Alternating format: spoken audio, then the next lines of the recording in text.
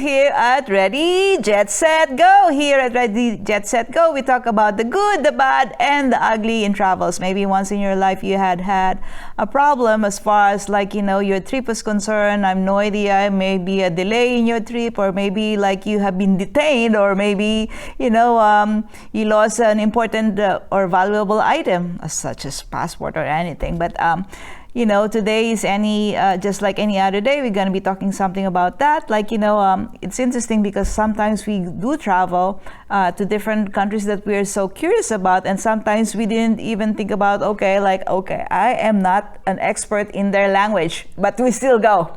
So our guest tonight is Robert Mason. He's an electrician, photographer, and filmmaker, born and raised in the south side of Chicago. His relationship with God and experience in military has taught him the significance of unity, culture, travel, and relationships that develop when we embrace diversity. So hello, Robert. How are you? Hello. How are you, Lorii? Pretty good. So thank you so much for being over here. So I know that you were in the military, and maybe you can tell us which countries did you go? Well, in the military and Marine Corps, we got activated to go to Operation Desert Storm. So my first trip out of the country was to Saudi Arabia. We stopped off in Spain on the way there. But once we got to Saudi Arabia, it was all desert. Oh, okay. But, did you actually stay a little bit in Spain, or just directly, stop over, let's go? Okay. No, they just, I guess, changed crew. Oh my goodness. All right. And so maybe you can tell us how is Saudi Arabia? I've never been there. So how do you see Saudi Arabia as a country? Well, we went in the wintertime, so we were expecting it to be really hot. It didn't get hot until April, going into May. So it was wintertime there. We actually got to see snow on the ground, on the desert, in the sand. But as a country, everything is, it was kind of spread out. So as a unit, we just moved. Once we got there, we gathered all our gear and we started moving. And we moved every week. So we really didn't know where we were after we got there. Somebody knew, but we didn't know. We just knew we were marching in the direction of Kuwait. But you were not aware that you're going to be sent to Saudi Arabia? You just say, surprise, that's it? Oh no, when we got activated, we knew we were going to Saudi Arabia.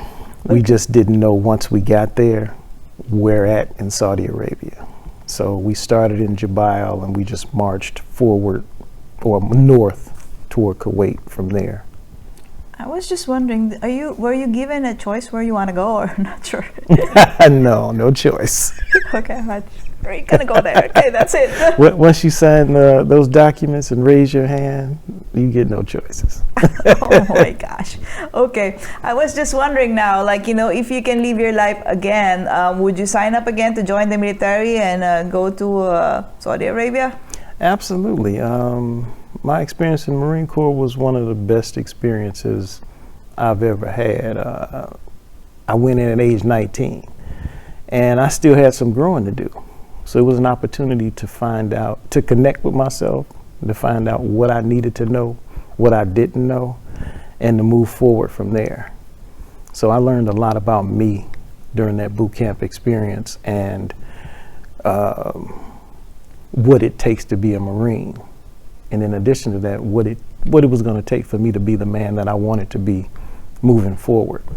So the challenges that you face under those circumstances and that experience not only builds you as a person, but it equips you to be a part of any team.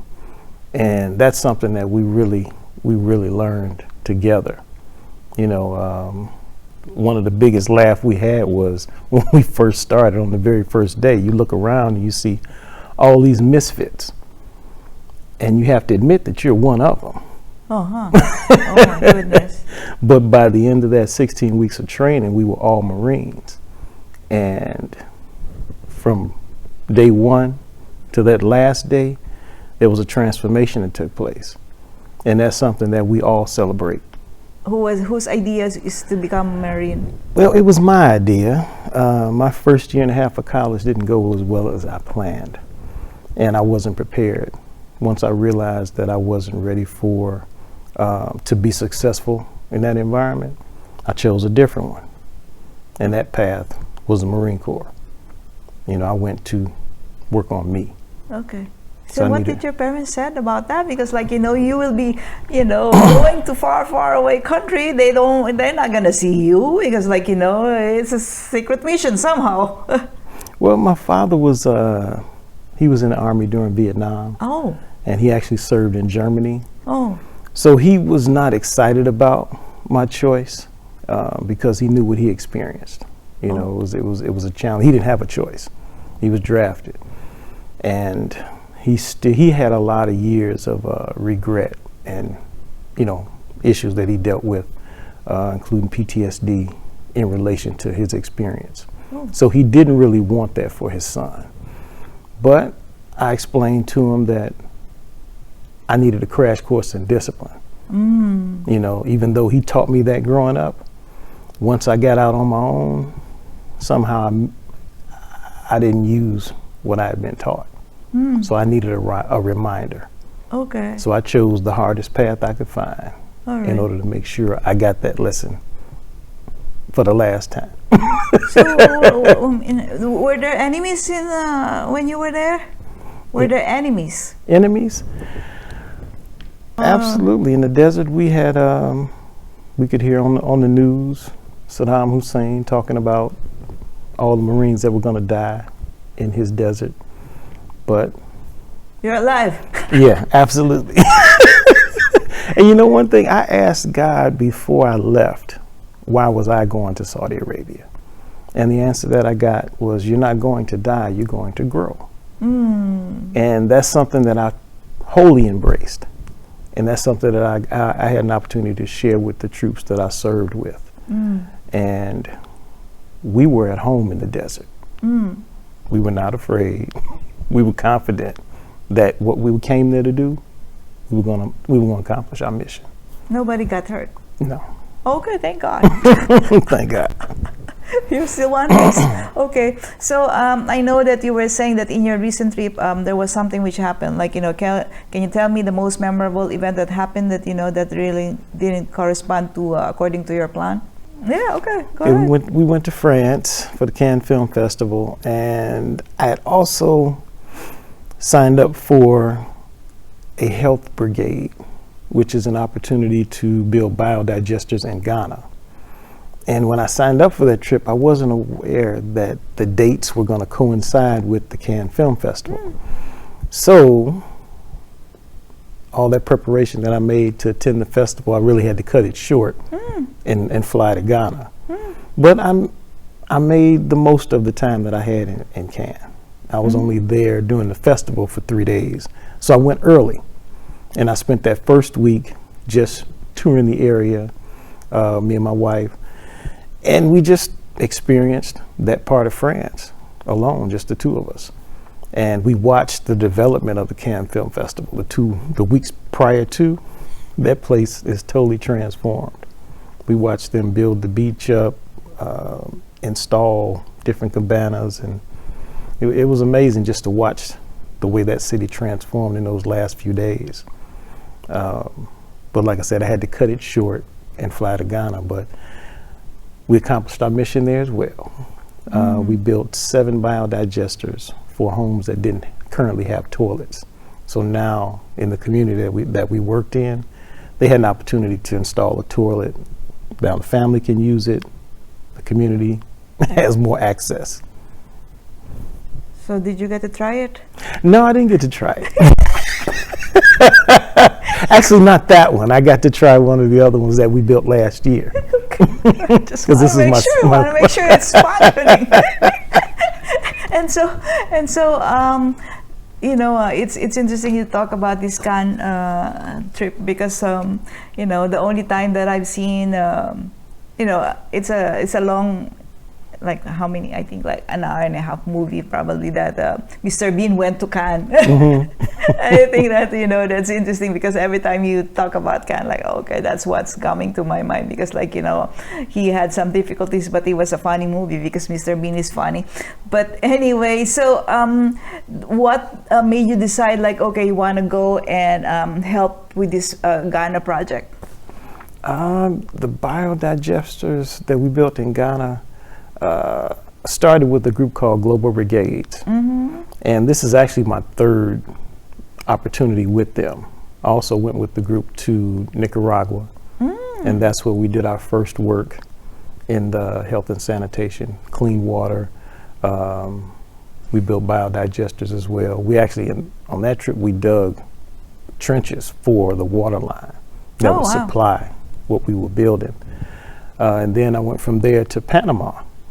Panama, we did a legal brigade where we had an opportunity to work with indigenous tribes that, because they live so far away from the main city, it takes them 3 hours on a bus just to get to see someone to do anything legal.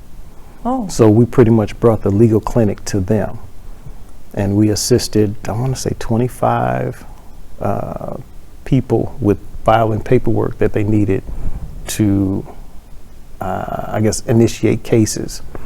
They were for anything from child support to murder, but because they have their own tribal law, a lot of times where the tribal law leaves off or they don't have anything written to deal with those issues, then they have to use Panamanian law to address them. So we were there to assist with that.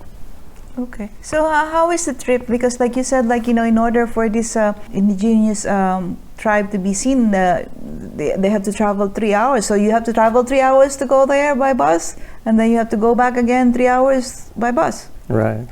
And that's just to file the paperwork, not to mention seeing, going before a judge and actually getting the work done.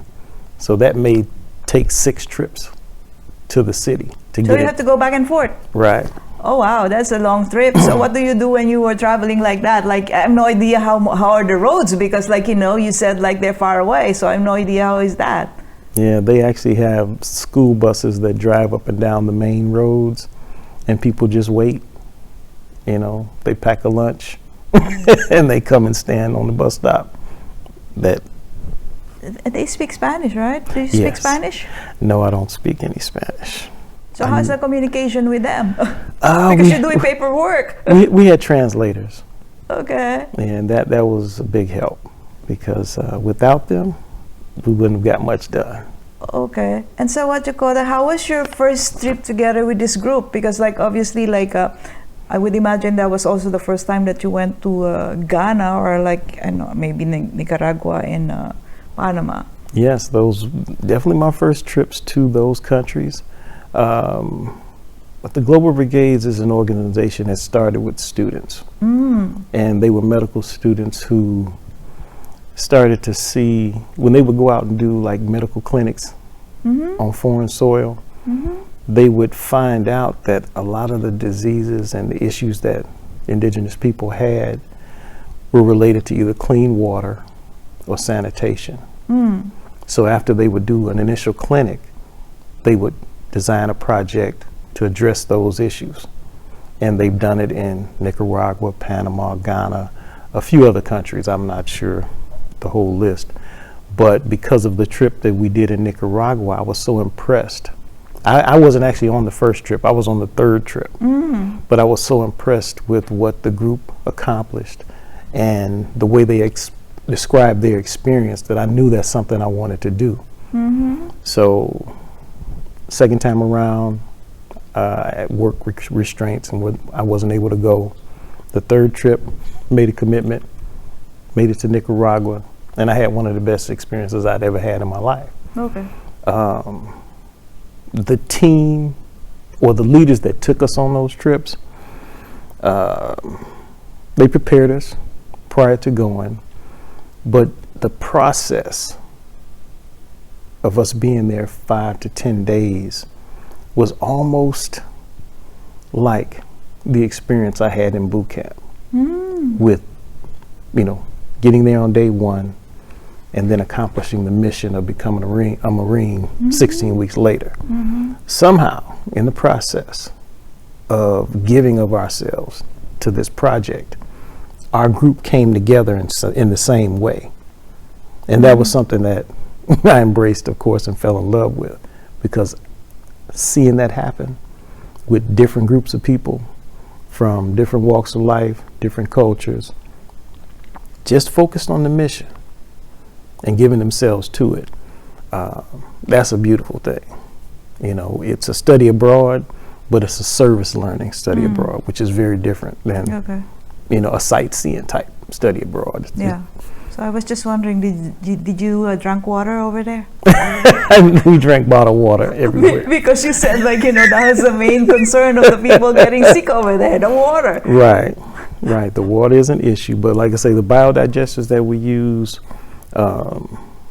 we install filters. So we use charcoal, we use recycled plastic as filters for that. That water is pumped in. That's not the drinking water. That's water that's pumped in for the shower. The shower then becomes recycled water to flush the toilet. And what did they drink? Well, they drink water. They drink water, but mostly bottled water. The people in Panama, in the indigenous tribe, they were drinking bottled water? Well, not the same kind of bottled water that we were drinking. Okay. Because they're used to the environment. They can take water from the streams in large quantities. Okay. And they process it. Okay. And that's their bottled water. But we couldn't drink it because, you know, we're not native to the land. All right. Well, thank you so much. I learned something new over there. Because, like, you know, how many, you know, people do you talk to that they did some projects? Usually, you're right, medical mission and all those things. But, you know, to be seeing indigenous people, it's unique because, like, you know, seldom do people actually do something like that. You know, I think it's a great project that you have ever done. But anyway, thank you so much for joining me here today. And, you know, for those people who enjoys travel, or, like, you know, if your traveling is similar to what Robert had, like, you know, a travel wherein there's a mission, that will be awesome as well, because, like, you know, it's very unique.